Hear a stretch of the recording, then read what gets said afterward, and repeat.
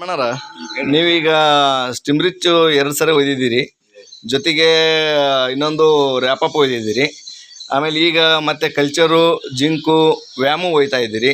ಇದರಿಂದ ನಿಮಗೆ ನಮ್ಮ ನೆಟ್ ಸಿರಪ್ ಬಳಸೋದ್ರಿಂದ ನಿಮ್ಗೆ ಏನು ಅನ್ಸೈತೆ ಅನ್ನೋದನ್ನ ಸ್ವಲ್ಪ ದಯಮಾಡಿ ಹೇಳ್ತೀರಾ?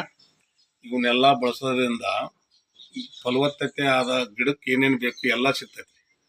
ಸೇತು ಗೊಬ್ಬರ ಕೊಟ್ಟಂಗ ಇದು, ಆಮೇಲೆ ವ್ಯಾಮ್ ಇದೆಯಲ್ಲ, ಇದನ್ನ ನಾವೆಲ್ಲ ಬಳಸಿದೇವಿ, ಹಿಂದನು ಬಳಸಿದೇವಿ, ಈಗ ಮತ್ತೆ ಬಳಸಾಕತ್ತಿದೀವಿ.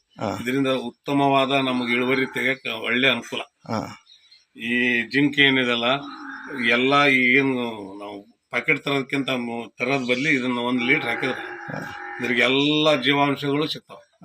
ಹಂಗಾಗಿ ರಿಸಲ್ಟ್ ಚೆನ್ನಾಗೈತಿ.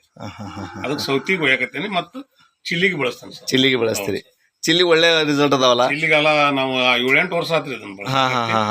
ನಾವು ಈಗ ಇದನ್ನ ಮಾರ್ಕೆಟಿಂಗ್ ನಡೀಲ, ನಾನು ಕೆಲಸ ಆಗ್ಲಾರ್ದಕ್ಕ ನಾವು ಒಬ್ಬ ರೈತರಾಗ್ಯಾವ ಈಗ. ಅದೇ ಅದೇ ಅದೇ ಅದೇ ಇದು ಕಲ್ಚರು ಸರ್?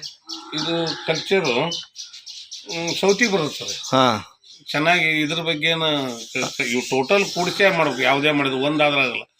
ಊಟಕ್ಕೆ ಏನ್ ರೀತಿ ನಮ್ಗೆ ಉಪ್ಪಿನಕಾಯಿ, ಅನ್ನ, ಸಾರು ಹಂಗದ್ರಾಗ ಹೆಂಗ್ ಸಮೃದ್ಧಿ ಚೆನ್ನಾಗಿ ಊಟ ಮಾಡ್ತಾರೆ ಹಂಗದ ಒಳ್ಳೆ result. Okay sir, thank you sir, thank you so much.